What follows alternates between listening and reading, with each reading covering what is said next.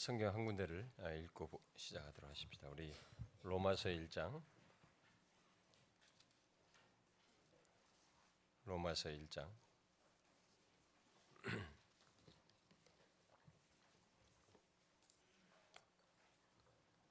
1절부터 우리 4절까지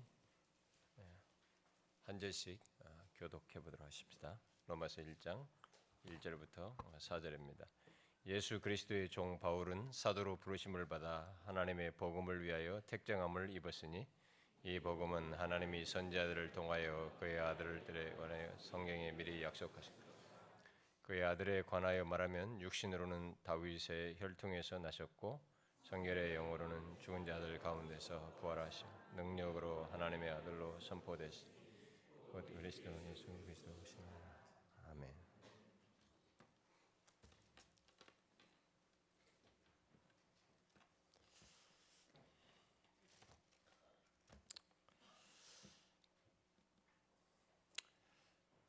우리가 오전에 얘기한 대로 우리가 이 복음이 왜곡된 그런 현실, 우리들이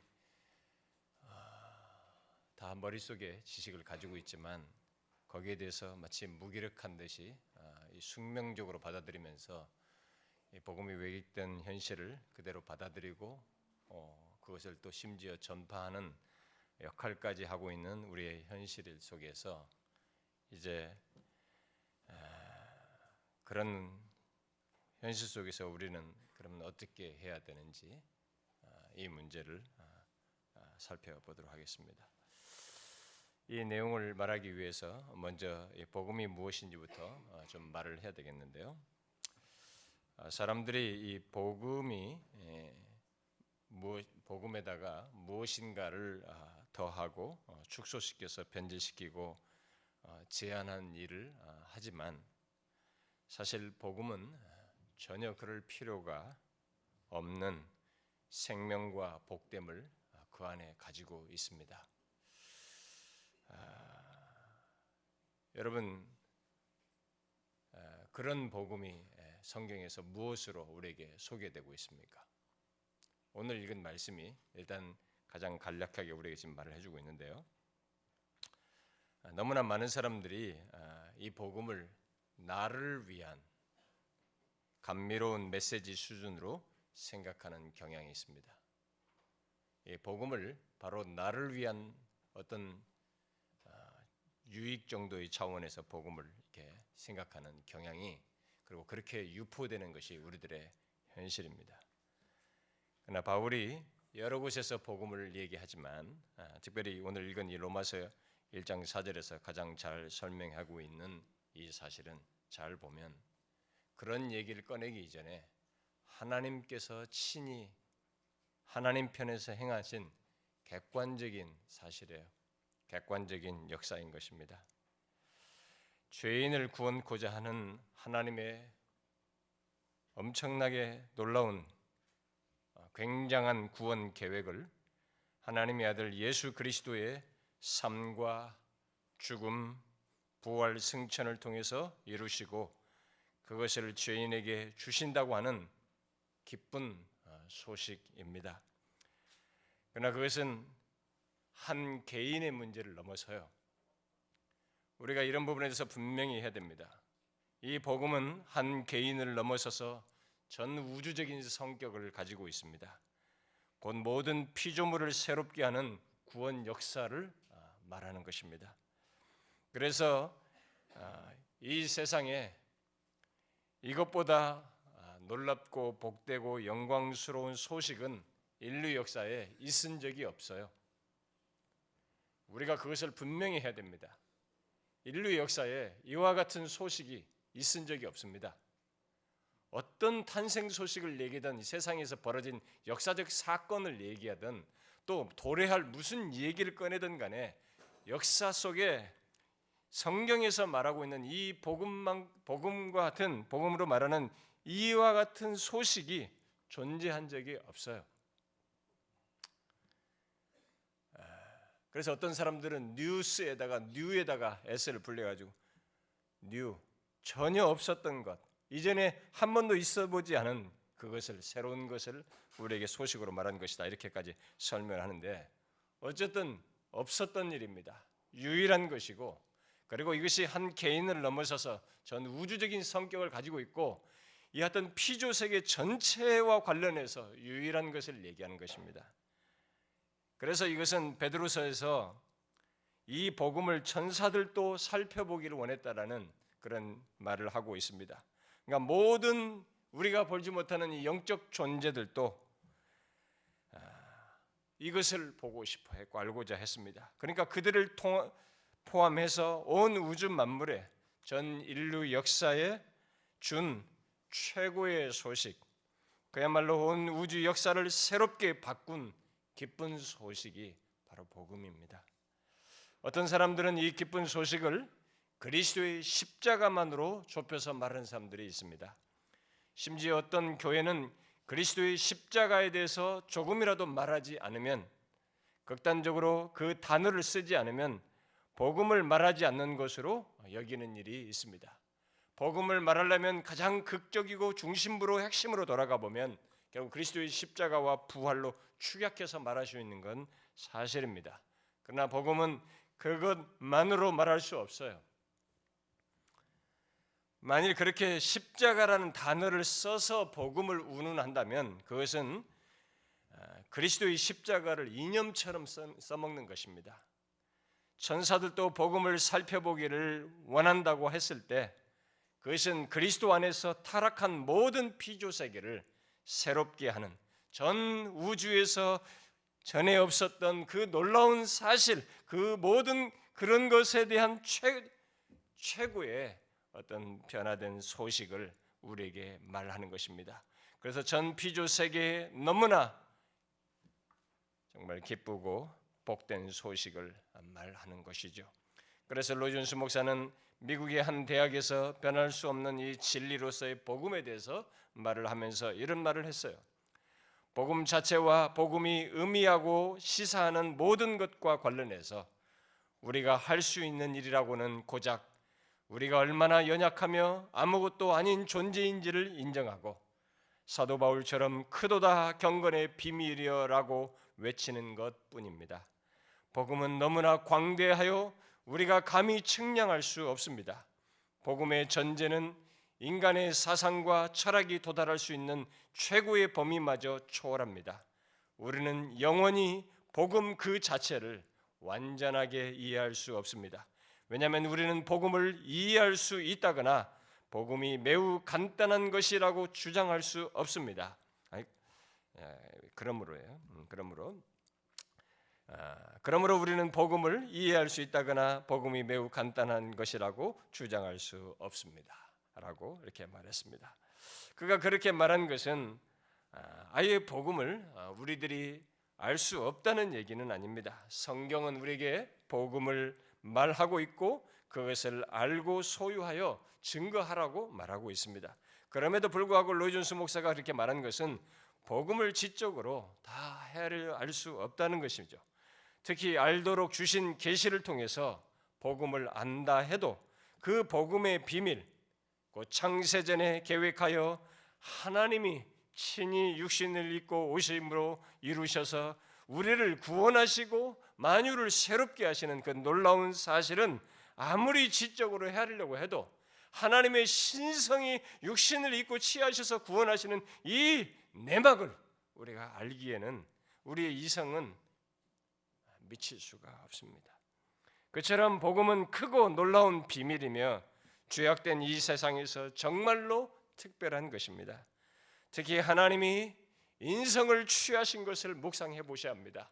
우리는 이 성육신의 진리에서부터 우리는 여기에서부터 경이로움을 가슴 벅차도록 가져야 돼요. 제가 억지로 가지라는 것이 아니라 그렇게 할 만한 사실을 발견해야 된다는 것입니다. 하나님이 인성을 취하여 이루시고 그 이루신 것을 그것도 죄악인, 어쩌면은 죄의 쓰레기 같은 죄인인 우리들에게 주신다고 하는 것은 남 얘기 듣는 것이 아니라면 이것은 그 어떤 것과도 비교할 수 없는 너무나 특별하고 경이로운 소식이고 너무나 영광스럽고 복된 소식이며 진실로 가장 기쁜 소식입니다. 그리고 그 같은 일이 죄인인 나 한 사람을 넘어서서 세상 전체를 향하여 특히 만물을 새롭게 할 것이라고 했을 때, 그래서 영원한 새하늘과 새 땅을 갖게 한다고 할 때 이 복음은 진실로 큰 비밀이에요. 너무나 놀라운 소식인 것입니다. 그러므로 복음은 우리를 단순히 감동시키는 무엇 정도가 아닙니다. 그런 감동의 이런 감정적 차원에서만 복음을 제한하면 안 되는 것입니다. 그것이 당연히 있어야 되고 당연히 뒤따르겠지만 우리는 복음을 그런 용도로 이용하려고 해서는 안 되는 것입니다. 복음은 내 느낌, 내 감동에 앞서서 하나님께서 역사 속에서 객관적으로 온 인류를, 온 피조세계를, 이 타락한 모든 존재와 이 실상들을 완전히 새롭게 하시기 위해서 하나님 편에서 마련하시고 친히 행하신 놀라운 구원의 소식인 것입니다. 그야말로 이 세상에서는 생각할 수 없고 이뤄낼 수도 없고 만들어낼 수도 없고 어떻게 해낼 수 없는 그것을 역사 속에서 이루셨다고 하는 소식인 것입니다. 여러분들은 이 실체를 아십니까? 바로 하나님께서 그의 아들을 보내셔서 그 누구도 스스로 해결할 수 없는 죄로부터, 그 죄의 권세와 죄책감과 그 죄의 형벌로부터 영원히 풀어나게 하시고 동시에 죄로 오염된 만물의 영광을 회복하셔서 구원하시겠다고 하는 그 약속을 지키신 사실, 그 약속을 선지자를 통해서 수도 없이 하시다가 마침내 오셔서 그 약속을 지키셨다고 하는 사실, 그래서 가망 없는 죄인을 위해서 하나님께서 그렇게 친히 행하셨다는 이 놀라운 소식의 실체를 아느냐는 것입니다. 그 복음의 실체를 아직 알지 못하거나 보지 못하게 되면, 또 그것의 복됨과 영광스러움, 또 최고의 기쁜 소식으로 그것을 듣지 못한다면 그 사람에게는 자연스럽게 기독교라고 하는 이 껍데기 속에서 복음의 무엇인가를 섞거나 덧붙이는 일을 자기가 스스로 만들어내서 하게 됩니다. 결국 복음을 이용물로 취급하는 것이죠. 그것은 지금까지 복음을 왜곡한 사람들이 다 취했던 방식이고 배경입니다. 모두 다 그런 배경 속에서 자연스럽게 했어요. 그래서 기독교라고 하는 공동체 안에 들어와 있는데 복음의 실체를 자신이 알지 못할 때는 이 복음을 본능적으로 변질시켜서라도 변질시킨 복음으로 자기를 충족시키는 태도를 취하는 것입니다. 이게 종교성에 맞아요. 그래서 우리도 모르게 자연스럽게 그렇게 하는 것입니다. 그러므로 우리는 여기서 질문해 봐야 됩니다. 만일 복음이 자신에게 그렇게 특별하고 기쁜 소식이 되지 못한다면, 그래서 복음을 왜곡한다면 과연 그 이유가 무엇인가를 우리는 질문해 봐야 됩니다. 내가 어떤 직분을 가졌느냐, 교회에서 얼마나 일을 잘하느냐라는 것에 앞서서 복음이 그렇게 실제적으로 또 최고의 기쁜 소식이 나에게 되지 않는다면 과연 그 이유가 무엇인지 우리는 물어야 합니다. 여러분, 그 이유가 무엇일까요? 저는 두 가지 이유를 말할 수 있을 것 같아요. 첫 번째 이유는 그가 성경이 말하는 복음보다도 곧 예수 그리스도 안에서 하나님께서 행하신 것보다도 또 그렇게 해서 주시는 구원보다도 이 세상에서 받는 치유든 변형된 어떤 것들이죠. 번성이든 자신의 도덕적 가치든 이런 것들을 현실적으로 더 좋은 소식으로 여길 정도로 유혹을 받고 있거나 이 복음을 알지 못한다고 하는 어떤 상태를 가지고 있어서 결국 눈이 어두워져 있기 때문에 그런 것이 아닌가라고 생각합니다. 어떤 사람은 그러면 거듭난 신자이면서도 특히 말씀을 증거하는 사역자이면서도 복음에 대해서 그런 모습을 그렇게 눈이 가려운 듯한 그런 모습을 가질 수 있습니까? 라고 묻고 싶은 것입니다. 가장 쉬운 대답은 아예 그가 거듭나지 않아서 가짜이어서 그렇다고 말하는 것이겠죠. 그렇게 말할 수 있습니다. 바울 당시 거짓 교사들처럼 그렇게 말할 수 있습니다. 그러나 제가 지금 이 시간에 말하고자 하는 것은 그 외에 그런 가짜로 명확한 그것이 아니라 그 외에 다른 이유를 생각해 보고 싶은 것입니다. 과연 기독교 신자이면서도 또 거듭난 말씀 증거자이면서도 그럴 수 있는가를 생각해 보고 싶은 것입니다. 그럴 수 있다는 대답을 할 수 있는 한 가지 조건은 어떤 배경에서든 사단의 관계에 빠져서 그 유혹을 받을 때 또 뒤섞인 복음을 듣고 그 가운데서 예수를 믿게 된 사람들이 목사가 된 사람도 자기가 성장 과정이 있습니다. 자기가 고등학교 나와서 대학 어디 들어가고 이렇게 할 때 이렇게 가라 저렇게 가라는 앞에 선배가 가르쳐 줍니다. 앞선 목사님들이 가르쳐 줘요. 그렇게 배우면서 그러니까 자기가 그렇게 뒤섞인 복음을 듣고 난 배경 속에서 예수를 믿게 된 사람들이 복음을 온전히 알기 전까지는 그럴 수 있어요. 그럴 수 있어요. 우리는 신자가 되었음에도 곧 거듭났음에도 불구하고 위의 것보다 땅의 것에 일시적으로 관심을 갖는 유혹을 얼마든지 받을 수 있습니다. 저는 그런 차원에서 일시적으로 복음에다가 실용주의적인 것을 또 다른 어떤 것들을 섞으려는 유혹을 받고 그런 말씀을 좋게 여기는 일이 있을 수 있다고 생각해요. 그러나 그것은 예수님의 제자들이 다시 업으로 영원히 돌아갈 수 없었던 것처럼 돌이킬 수 없었듯이 그리하여서 사도행전 2장에서와 같이 복음에 대한 풍성한 이해와 확신을 가지고 전하였듯이 참된 신자, 진실한 종은 결국 그렇게 된다고 믿습니다.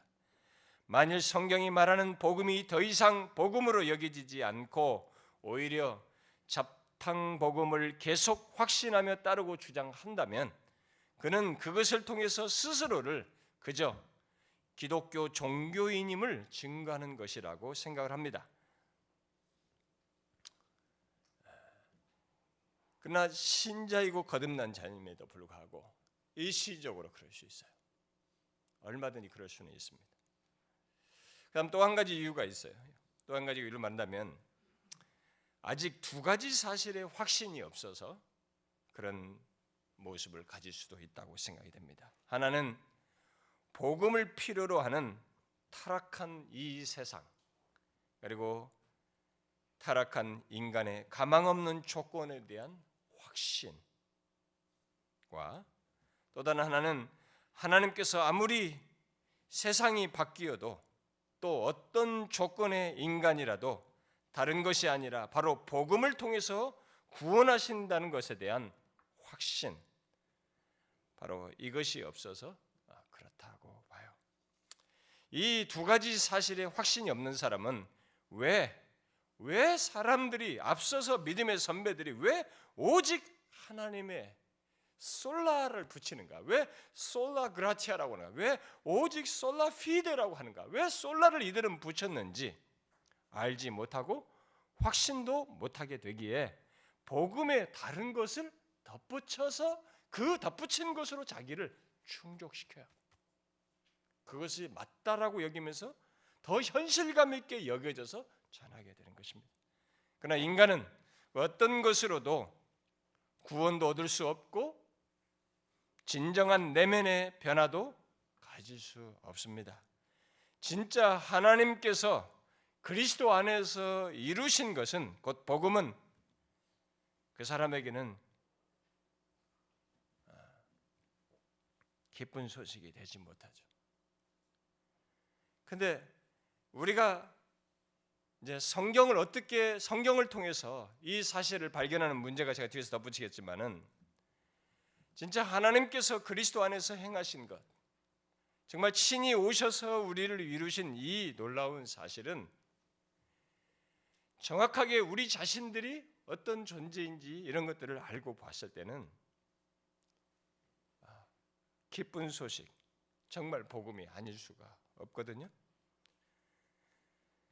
또 하나님은 아무리 세월이 바뀌고 문화가 다양해져도 바로 이 기쁜 소식으로 사람들을 구원하시고 변화시키신다는 것을 증명하셨고 해오고 있습니다. 이것은 달라지지 않습니다. 오늘날 교회들이 이것을 믿지 않는데 사람들이 이것들을 불신하고 있고, 그래서 뭔가 사람들이 효과가 있는 그 다른 금방 효과가 낼 것에 사람들이 현혹되는데, 사람을 구원하는 역사는, 그 생명을 주는 역사는 바로 이 달라지지 않는 복음 안에 있는 것입니다. 이 확신이 없는 사람들이 문화와 시대의 변화를 운운하면서 복음에 무엇을 더하고 축소하는 일을 자꾸 하는 것입니다. 그러나 1세기부터 지금까지의 복음의 역사를 보십시오. 여러 가지 이유로 왜곡하여 가르운 일을 했지만 생명의 역사, 구원의 역사가 멈추지 않았어요. 멈추지 않았습니다. 그리고 그 역사는 지금도 계속되고 있는 것입니다. 바로 복음을 통해서 모든 믿는 자에게 구원을 주시는 하나님의 능력이 멈추지 않고 계속 나타나고 있는 것입니다. 그것은 그리스도께서 다시 오시기까지, 결국 이방인의 수가 차기까지 멈추지 않을 것입니다.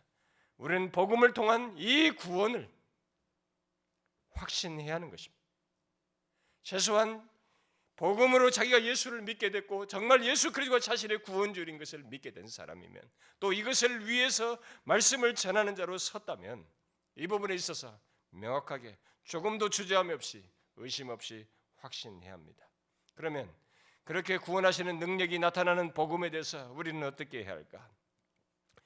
성경이 말하는 복음을 알고 소유하고 싶은 우리들은 사람들이 만들어낸 이 가짜 능력과 함께 잡탕 복음의 이 판을 치는 이 현실 속에서 우리들이 어떻게 하는 문제에 대해서 이제 결국 답을 가져야 되는데, 저는 세 가지 정도를 말하고 싶어요. 첫째는 모조품에 한눈 팔지 않을 정도로, 이건 제가 실체를 얘기하는 겁니다.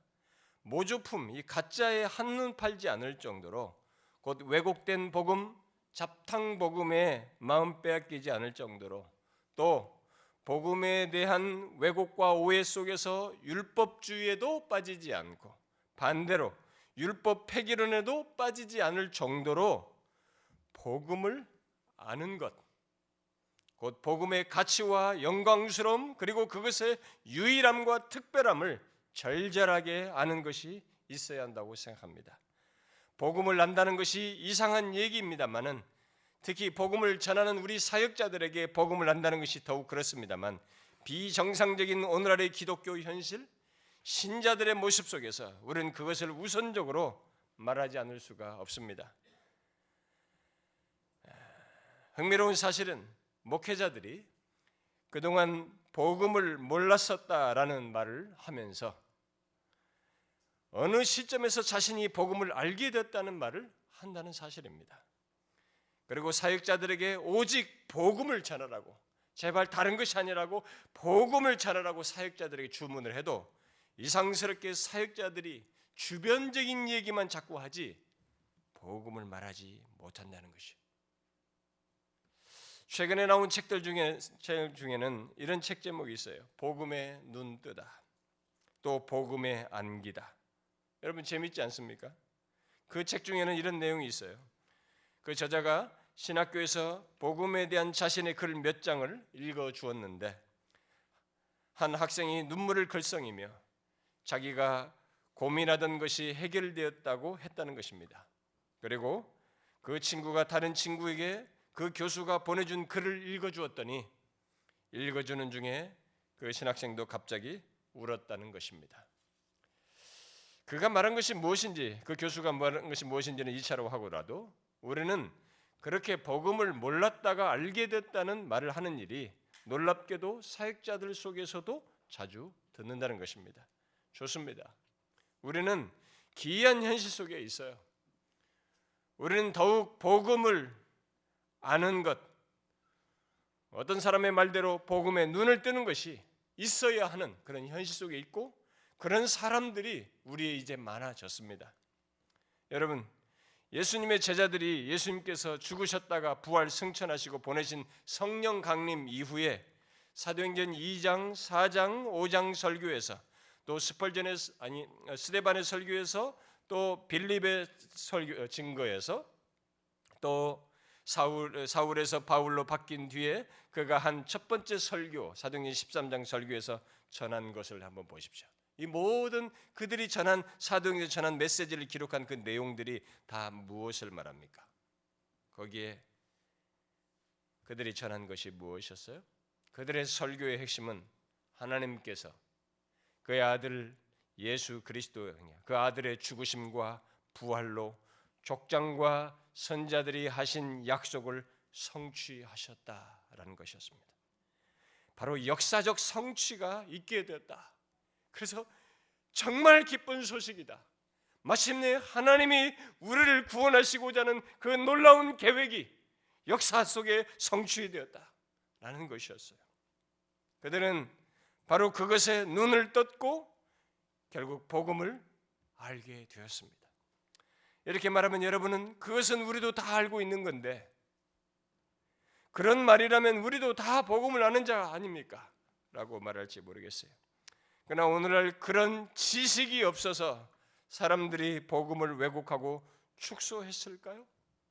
아닙니다. 그러면 뭐가 문제입니까? 도대체 그런 지식을 가지고 있음에도 불구하고 이 사도들이 설교한 지식을 오늘날 우리 교회 안에 있는 많은 사역자들이 가지고 있음에도 불구하고 복음을 알지 못한다고 말하는 이유가 무엇이냐는 것입니다.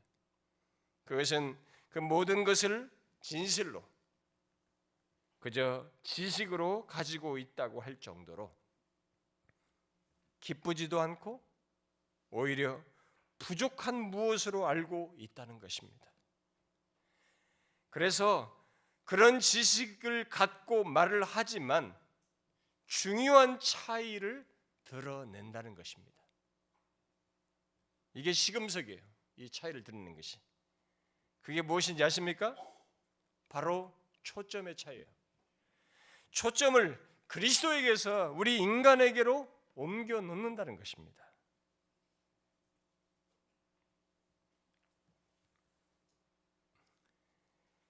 그 차이가 별것 아닌 것 같지만 바로 그 차이가 복음을 왜곡하고 변질시키는 주 원인이었고 잡탕 복음을 만들었던 지난 역사의 배경이에요. 지난 역사가 갔던 길입니다. 신학적으로 세상 정신을 혼합해서 축소하는 것에서 모두가 다 초점을 이동하면서 생겨난 것입니다. 여러분, 그 차이는 그냥 있는 것이 아닙니다.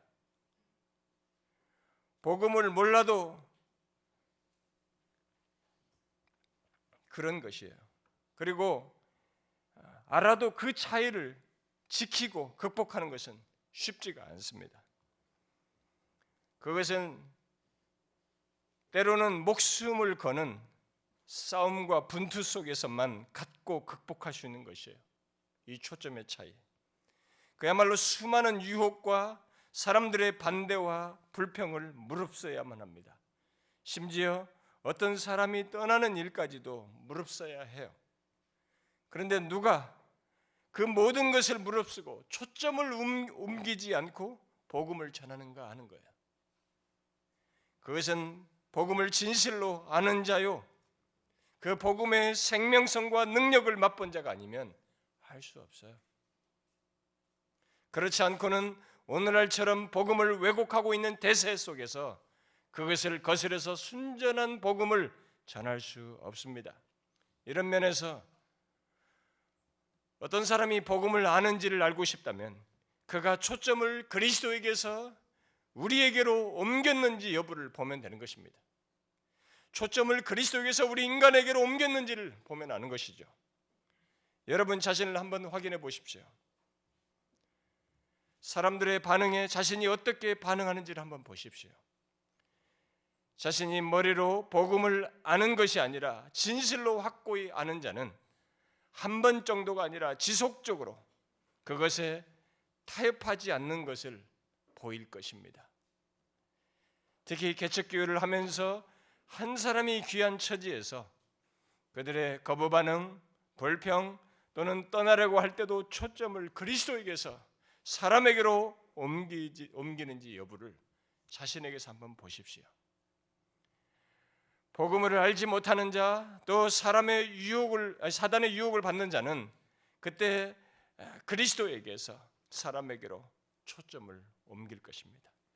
그리고 복음에 무엇인가를 덧붙이거나 축소하는 일을 할 것입니다. 저는 제가 이 말하는 것을 개척을 하면서 이렇게 지내온 사람들은 그동안에 있었던 많은 유혹들의 경험이 있기 때문에 아마 여러분들은 충분히 생각할 수 있을 거예요. 그런데 이런 사실도 있습니다. 바로 자신이 그리스도에게서 사람에게로 초점을 옮기고 있는지도 모르는 사람들이 있어요. 그들은 자신이 초점을 옮겨 말하고 행함에도 앞에서 말한 회개의 체험 같은 것들을 중시하며 추구하는 사람들처럼 신학적으로든 체험적으로든 나름 확신하는 사람들입니다. 특히 뭔가 하나님의 역사가 일어난다고 생각하게 하는 일들이 일어날 때 더욱 그러합니다. 그러나 복음을 말하면서 초점을 그리스도에게서 사람에게로 옮겨서 생겨난 좋은 반응은 결코 정상적이라고 할 수가 없습니다. 구원을 역사 속에서 행하신 그리스도의 객관적인 사역에 대한 소식보다 우리 자신의 어떤 반응, 특히 회심 체험에 두고 그것과 동일시하는 것은 바로 초점을 옮긴 것입니다. 여러분, 복음이 무엇입니까? 우리가 어떻게 신자가 되느냐, 회심하게 되느냐, 이것을 말하는 것입니까? 아닙니다. 회심을 일으키는 것은 바로 그리스도에 대한 메시지, 곧 복음인 것입니다. 그렇다면 복음을 안다는 것은 무엇이겠습니까? 그렇게 초점을 우리에게 옮기지 않고 그리스도께 둘 만큼 하나님께서 그리스도 안에서 행하신 그 기묘한 헤아릴 수 없는 그 은혜의 비밀, 바로 그 유일한 해결책을 확고히 하는 것이요, 흔들림 없이 믿는 것입니다. 단순히 이론적 지식을 넘어서서 경험적으로, 체험적으로 말입니다. 복음을 안다는 것은 복음이 중요하다는 지식을 갖는 것이 아닙니다. 또 복음을 전하면 이런저런 역사가 있고 복음을 전해야 참된 역사가 일어나고 이런 등등의 지식을 갖는 것도 아닙니다. 나름 바른 것을 추구하는 사람들 중에는 그런 사람들이 제법 있습니다. 아닙니다.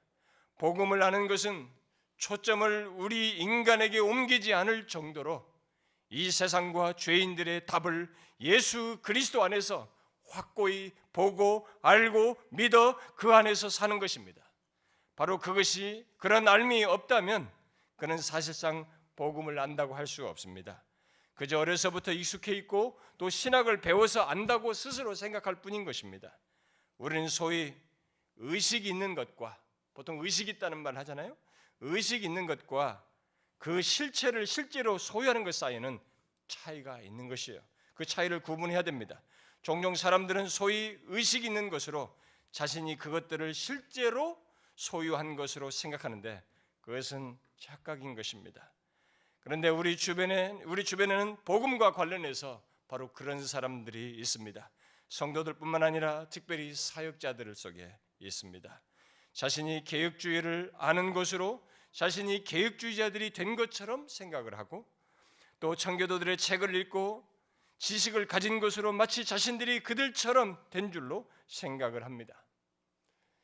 제가 영국에 유학 중에 이 청교도에 대해서 논문을 쓰는 중에 밤중에 혼자 이렇게 밤새도록 늦게까지 이렇게 보통 이 밤 시간을 통해서 시간을 이렇게 논문을 리서치 코스니까요. 밤새서 주로 글을 쓰고 다 자고 이제 저는 혼자 이렇게 하는 시간인데, 근데 그때 책을 읽다가 제가 청교도 책을 잠깐 덮었습니다.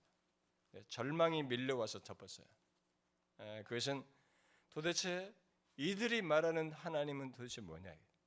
어떻게 이들은 나와 똑같은 성경을 가지고 있는데도 이렇게 성경에 기록된 하나님을 부유하게 말할 수 있는가? 이것이 저를 절망케 했습니다. 그래서 처음에는 이런 지식들을 많이 가지고 가서 한국에서도 잘 써먹고 이런 것들을 활용해서 좋은 설교의 자료도 될 것이라는 이런 기대가 중간에 섞여 있었는데 저는 거기서 포기했습니다. 내가 많은 지식을 갖는 것보다 이들이 알고 있는 하나님, 이들이 이렇게 발견해서 쏟아놓을 수 있는 하나님에 대한 이해가 없으면 나는 쓸모가 없는 사람이다 라는 생각을 했습니다. 우리는 그들에 대한 지식을 가진 것으로 그들처럼 된 거라고 생각하면 안 되는 것이죠. 이 복음에 대해서도 이 문제는 똑같은 것입니다. 복음이 중요합니다. 또 복음으로 역사가 일어난다는 사실을 우리는 알고 있습니다. 그러나 그런 것을 지식으로 가졌다고 해서 그가 꼭 복음을 안다고는 할 수 없는 것입니다. 중요한 것은 그 어떤 상황에서도 진실로 하나님께서 그리스도 안에서 행하신 것, 그것에서 곧 그리스도에게서 우리 인간에게로 초점을 옮기지 않을 정도로 우리는 그리스도 안에서 너무나 어마어마한 역사가 있다는 것, 모든 인간과 타락한 세상에 대한 답이 있다는 것을 확고히 알아야 합니다. 알고 사는 정도의 결론을 가져야 합니다. 사역자 여러분, 또 성도님 여러분, 여러분들은 그런 맥락에서 그렇게 복음을 알고 있습니까?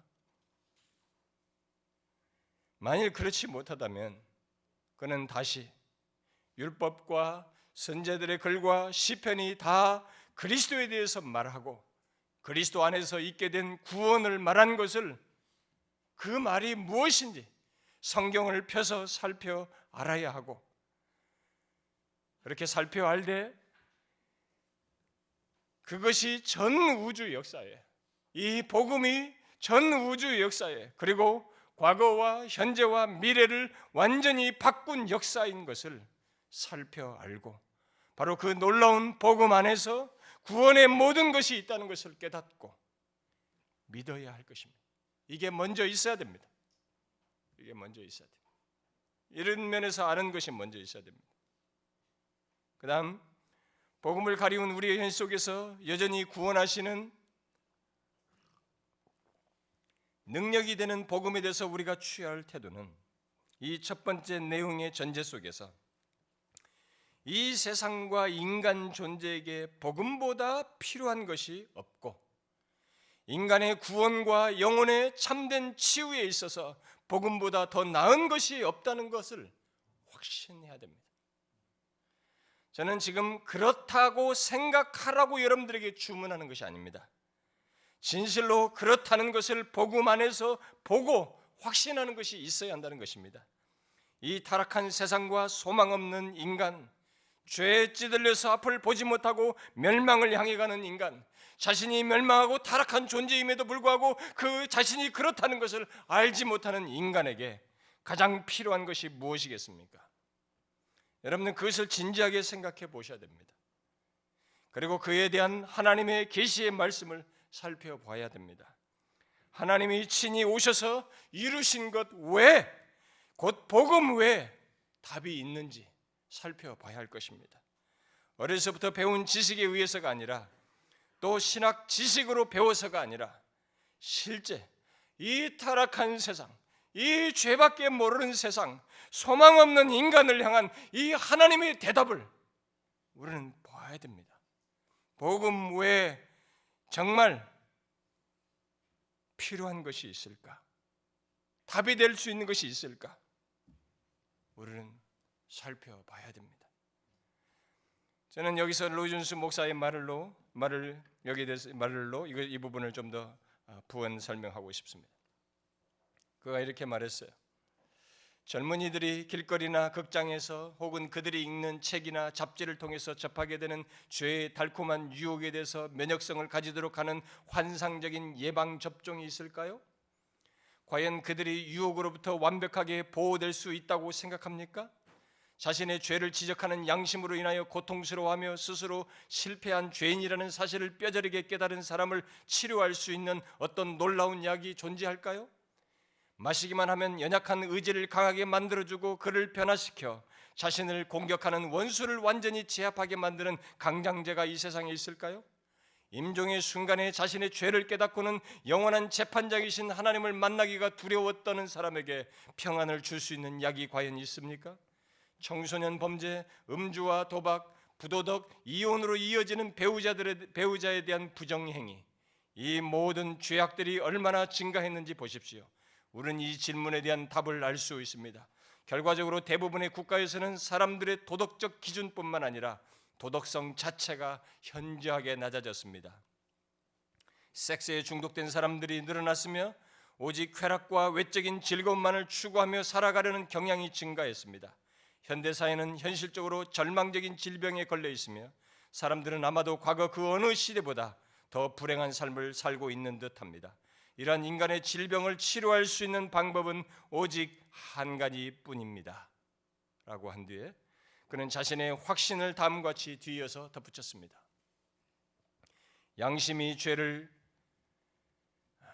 자각할 때에도 저에게 안식과 평안을 줄 수 있는 그 한 가지 방법을 저는 알고 있습니다.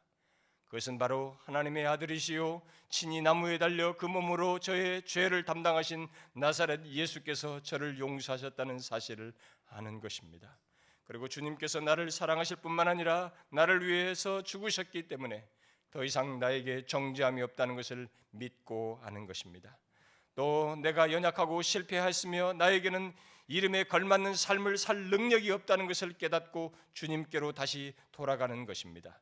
오직 주님과 주님께서 보내신 성령의 능력을 통해서만 제가 넉넉히 이길 수 있는 것입니다. 내가 죽는 순간에 저를 만드신 영원하신 재판장께 나아갈 것을 묵상할 때 저의 유일한 소망은 예수 그리스도의 의를 옷 입은 저를 주님께서 그 손으로 받으시고 그 영광 앞에 흠이 없이 기쁨으로 서게 하는 것입니다. 제가 가지고 있는 문제도 오직 주님 안에서만 해결됩니다. 온갖 방법을 다 동원하더라도 세상은 제가 가장 필요로 할 때 아무런 도움도 주지 못합니다. 그러나 주님은 여전히 모든 사람 각자에게 유일한 소망이 되십니다. 그리고 온 세상의 유일한 소망이 되십니다. 복음이 이 시대에도 여전히 유효합니까? 복음에 담겨있는 그 옛날 메시지가 이 시대에도 적합합니까? 그렇습니다. 오직 복음만이 지금도 유효합니다. 이것이 대답입니다.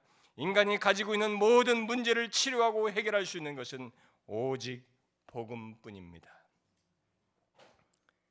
여러분은 로이 존스 목사와 같은 확신을 가지고 있습니까?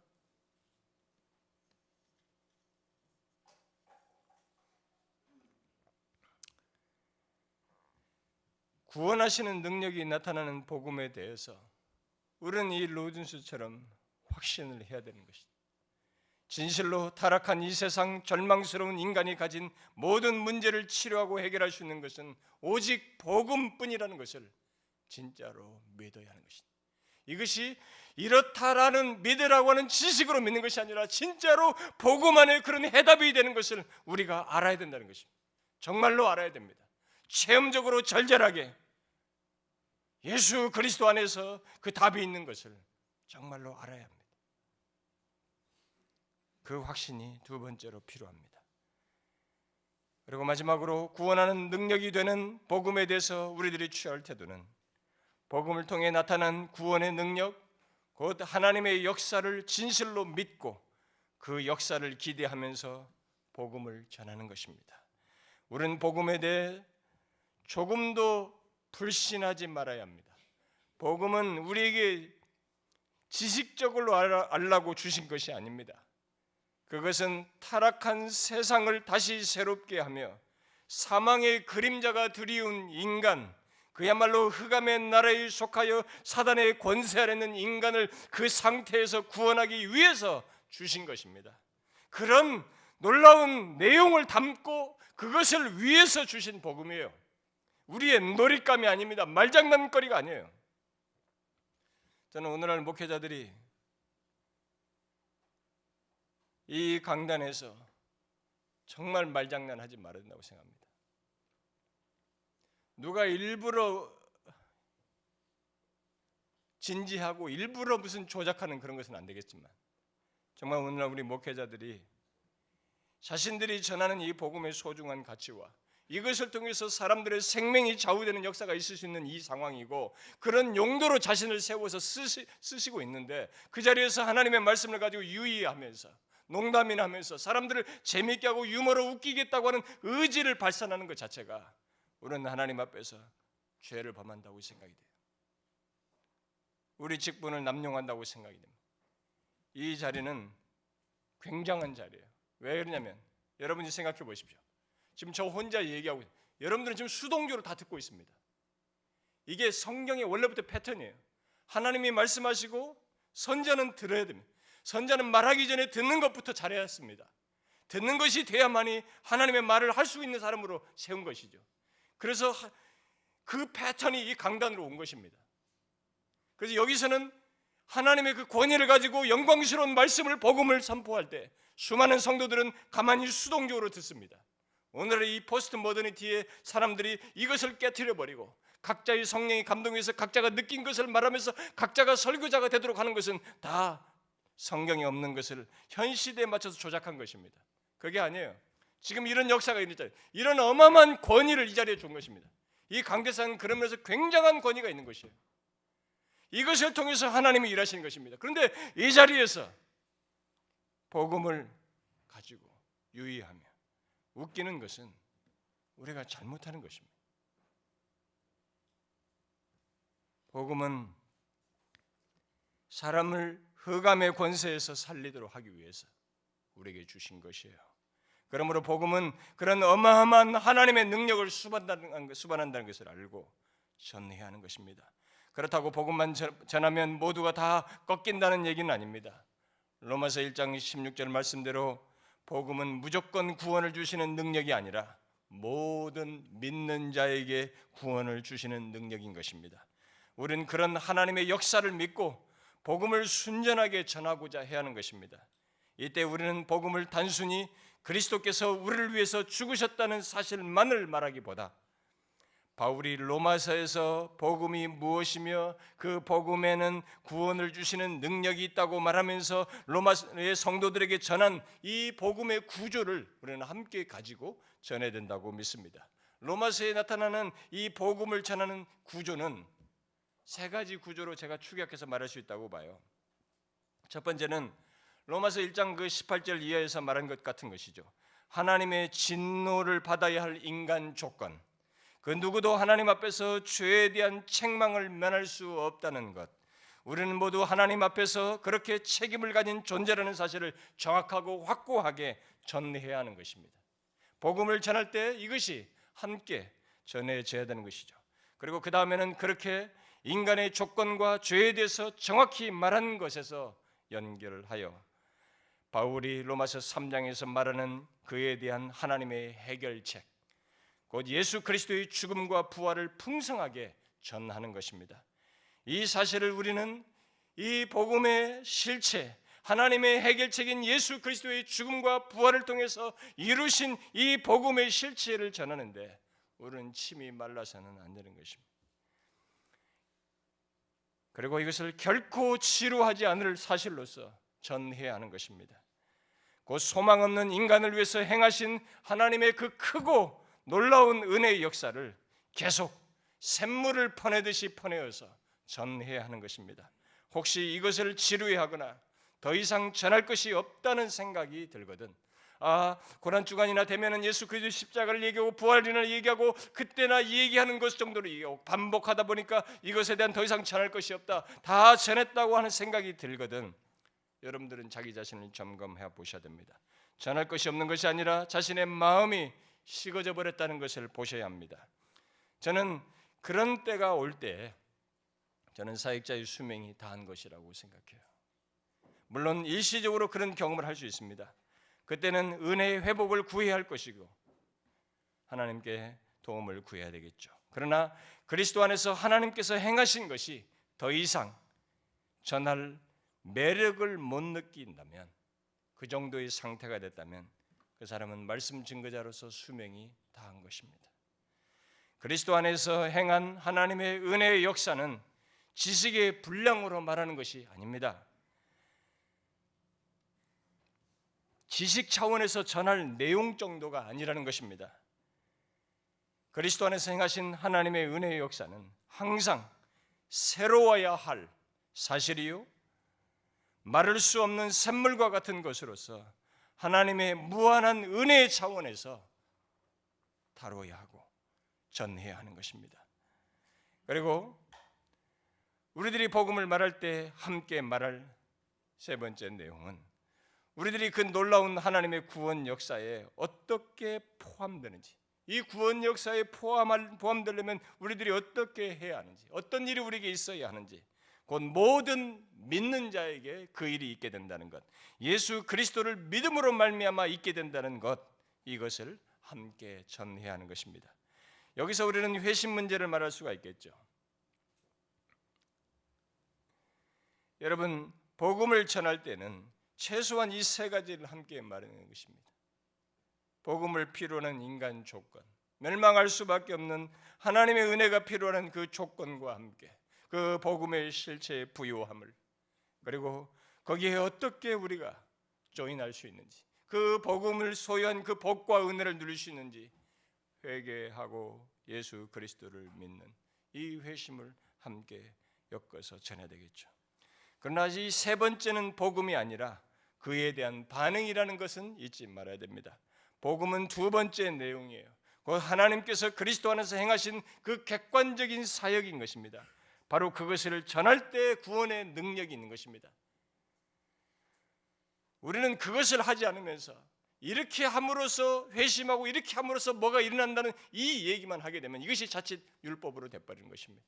그건 안 되는 것입니다. 우리는 복음을 전할 때 능력이 나타난다는 것, 구원의 역사가 있는다는 것을 잊지 말아야 됩니다. 우리의 무엇을, 우리가 해야 할 무엇이 아니라 하나님께서 그리스도 안에서 행하신 바로 그것, 그 복음을 전해야 하는 것입니다. 이런 복음에 대해서 골드워디는 이렇게 말했습니다.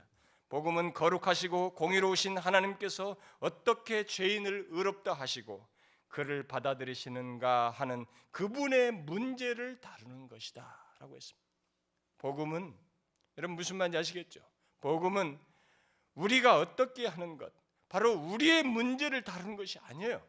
그게 아니라 하나님께서 죄인을 위해서 행하시고 받아들이시는 하나님의 문제를 다루는 것입니다. 그것을 알고 전하는 것이 바로 복음을 전하는 것입니다. 우리의 반응 없는 현실에 대한 답답함 때문에 우리 사역자들이 자꾸 이 복음을 기피하고 이것보다 어떻게 해야 되는 것에 먼저 앞서는데, 그게 우리가 빠지는 위험입니다. 그것은 내가 하겠다는 것입니다. 내가 이들을 잡겠다는 것이에요. 하나님이 복음을 통해서 역사하시는 것을 믿고 그 역사를 생각하고 우리는 순전하게 복음을 전하는데 더 마음을 써야 하는 것입니다. 하나님의 문제를 전하는 것이에요. 우리의 문제가 아니에요. 물론 이 복음을 잘 전하기 위해서 바울처럼 첫 번째 내용, 인간의 조건, 죄를 가감없이 전해야 되고 복음에 말하는 말을 우리들이 어떻게 소유할 수 있는지 이것이 같이 엮여야 되지만, 그러나 복음을 조금이라도 경감시키거나 순서를 바꿔가면서 이걸 배제하면서 그런 것들을 말할 때는 오히려 더 위험해집니다. 우리는 그런 것들로 복음이라고 말하면 안 되는 것입니다. 복음은 우리의 문제가 아니라 하나님의 문제를 말하는 것입니다. 죄를 해결하셔야 하는, 죄인인 나 같은 사람을 살리시기 위해서 하나님 편에서 어떻게 하셨는가, 하나님의 고민, 하나님의 지혜, 하나님의 계획, 하나님의 약속, 하나님의 행하심이에요. 그것을 한쪽으로 치우치지 않게 풍성하게 우리가 전해야 하는 것입니다. 우리는 이 부분에 있어서 정말로 풍성해야 됩니다. 우리의 가슴은 이 부분에서 감격스러워야 되고 뜨거워야 되고, 여기에서 우리는 마르지 않는 샘에서 물을 먹는 것과 같은 그런 것을 가지고 전해야 됩니다. 말씀 맡은 자는 바로 그것을 위해서 세워진 것입니다. 복음을 그렇게 전하도록 세운 것입니다. 그러면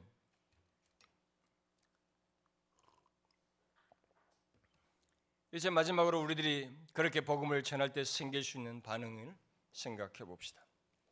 두 반응이 있습니다. 한 반응은 여러분도 잘 알다시피 믿는 자들에게 구원을 주시는 하나님의 능력에 의해서 복음의 진실한 반응이 나타납니다. 복음을 전하면 반드시 하나님의 역사가 있습니다. 그 역사가 없을 수 없습니다. 없다면 하나님이 우리를 속이는 것이고 무능한 것이 될 것입니다. 그러나 1세기 이후로 지금까지 증명됐죠. 그런 적은 없는 것입니다. 항상 있어 왔습니다. 우리는 그것을 믿고 그 그리스도 안에서 승리한 복음, 패배한 것이 아니라 승리한 복음, 영혼을 살리는 복음을 전하고자 해야 됩니다. 잡탕 복음에 기웃거리지 말고 또 복음을 변질시키고 싶은 유혹에 빠지지 말고 당장 반응이 없다 할지라도 기꺼이 순전한 복음을 전하고자 해야 됩니다. 우리는 이 긍정적인 하나님의 역사에 대한 복음에 대한 반응에 대해서 잠시라도 좌절하지 말아야 됩니다. 아무리 좌절스러운 경험을 해야 된다 할지라도 하나님이 하실 이것에 대한 믿음만큼은 저버려서는 안 되는 것입니다. 또 다른 반응이 있습니다. 그것은 복음을 거부하는 반응입니다. 어떤 사람은 자기가 이제 복음을 알게 됐다고, 이 가슴 뜨거운 복음을 소유하게 됐다고 말하면서 이 복음을 알고 확신하는 사람들이 착각을 한 가지 하게 됩니다. 그것은 이제 사람들이 내가 이 감격하게 된 이 복음을 듣고 사람들이 빨리 반응할 것이라는 착각입니다. 그렇지 않습니다. 번영복음, 치유복음, 그야말로 잡탕복음을 전할 때에는 없었던 부정적인 반응이 복음을 순전하게 전하게 될 때 드디어 나타나게 됩니다. 이와 관련해서 호톤이 이렇게 말했습니다. 종교를 개인 생활을 개선해주고 더 나은 사람이 되게 해주는 심리치료로 취급하라. 그러면 그 나름대로 중요한 자리를 차지할 것이다. 복음을 그런 식으로 전하면 좋은 반응이 있을 거라는 것입니다. 그러나 종교를 공공연하게 드러난 진리, 곧 온 세상에 전해진 좋은 소식으로 다뤄봐라. 바로 복음을 전해보라. 그러면 엄청난 반격을 받을 것이다. 그렇습니다. 저는 지난날 동안에 그리고 지금까지 계속 이런 것을 경험해 오고 있습니다. 주로 기존 신자들로부터 더 많은 반대를 받아왔어요. 그것은 왜곡된 복음으로 형성된 자신들이 무너지는 것을 그런 식으로 방어를 하는 것 같습니다. 최소한 번영복음, 치유복음, 도덕주의 복음으로 자기를 지탱시켰는데 그것을 무너뜨리기 때문에 그렇게 반응을 하는 것 같았어요. 그러나 어떤 사람은 그런 것에서 이런 그들에게 기꺼이 포기하지 않고 복음을 전하는 것에 대해서 그들은 감당하지 못하고 떠나기도 하는 것을 경험했습니다. 예수를 모르던 사람이 믿는 데서도 순전한 복음은 별로 인기가 없지만 기존 신자들에게도 그것은 인기가 없어요. 그렇게 우리들이 가짜 참기름과 인공 조미료에 맛들어진 것처럼 이 순전한 복음에 대해서 사람들은 길들여 있지 않습니다. 오히려 가짜를 더 선호하고 거기에 좋아하는 이런 풍토를 가지고 있습니다. 그러나 저는 이 자리에 오신 여러분들에게 확신 있게 말할 수 있습니다. 하나님의 역사를 믿고 복음을 순전하게 전할 때 그것이 결코 헛되지 않는다는 것입니다. 특히 그 길을 예수 그리스도께서 가셨어요. 그리고 사도들이 갔습니다. 그리고 앞선 신실한 선배들이 갔기에 설사 대중의 지지를 못 받는다 할지라도 우리는 너무 실망할 필요가 없습니다. 인내하며 그저 그들의 뒤를 따라서 복음을 전하는 것입니다. 그리고 복음에 대한 부정적인 반응에 우리가 그렇게 놀랄 이유는 없습니다. 그것이 정상인 것입니다. 그렇다고 이 논리로 자신의 잘못된 태도나 행위를 정당화하라는 것은 아닙니다. 복음에 대한 일반적인 거부 반응을 두려워하지 말라는 것입니다. 우리가 복음을 순전하게 전한다는 것은 다른 것이 아닙니다. 끝까지 복음에 의한 역사, 그래서 하나님께서 하시는 역사, 하나님이 주시는 구원을 보겠다는 것입니다. 우리는 그것을 끝까지 견지해야 됩니다. 여러분 그런 사역을 하십시오. 단순히 사람 많아지는 것을 꿈꾸지 말고 하나님에 의한 역사와 구원을 보겠다고 하는 그런 소원과 열망을 가지고 복음에 그 어떤 것도 섞지 말고 그대로 전하자는 것입니다. 아무리 우리의 현실이 복음을 왜곡하고 있다고 해도 우리가 잊지 말아야 할 한 가지 사실이 있습니다. 그것은 이 땅에는 순전한 복음을 듣고 싶어하는 사람들이 곳곳에 있다는 것입니다. 이것은 진실로 그렇습니다. 제가 제 서재에서 전화를 받는 것만 봐도 이 우리나라에서 지방 여러 군데서 전화를 받는 그들을 대상만 봐도 곳곳에 있어요. 정말 이 순전한 복음을 듣고 싶어하는 그 영혼들이 있습니다. 그리고 하나님은 그 복음으로 사람들을 구원하기를 원하십니다. 그런 차원에서 순전한 복음을 전할 자를 하나님 또한 찾으시고 있는 것입니다. 사람들이야 왜곡된 복음을 전하는 자들을 더 선호하고 찾을지 몰라도 하나님은 복음을 순전하게 전하는 자를 통해서 일하고 싶어 하시고 그들에게 자기가 구원할 자들을 맡기기를 원하시는 것입니다. 그러므로 하나님께서 복음 안에서 행하실 것을 믿고 담대히 순전한 복음을 전하는 것입니다. 요행을 기대하지 말고 당장 어떤 성과보다도 하나님이 아시며 하나님이 일하실 것에 대한 믿음을 가지고 조금 더 인위적인 무엇을 덧붙이려고 하지 말고 그저 하나님의 의한 역사를 기대하면서 복음을 전하자는 것입니다. 이 자리에 오신 여러분들이 앞으로 사역자가 되든 또 지금 현재 목회를 하고 있든 어떤 절망을 경험하고 있든 간에 우리에게 하나님께서 다시 기회를 주신다면 우리가 하나님께서 복음을 통해서 일해 오셨고 일하실 것을 믿고 순전한 복음을 전하기를 바라요. 저와 여러분이 바로 그런 사역자로 세워지기를 바랍니다. 저는 마지막으로 이 메이첸의 질문을 여러분들에게 던지고 마치고 싶습니다.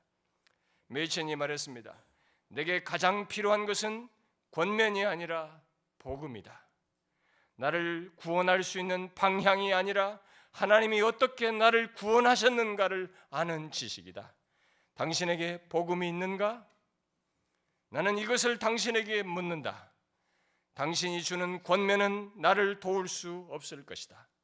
그러나 나를 구원하기 위해 어떤 일이 행해졌다면 그 사실을 내게 말해주지 않겠는가?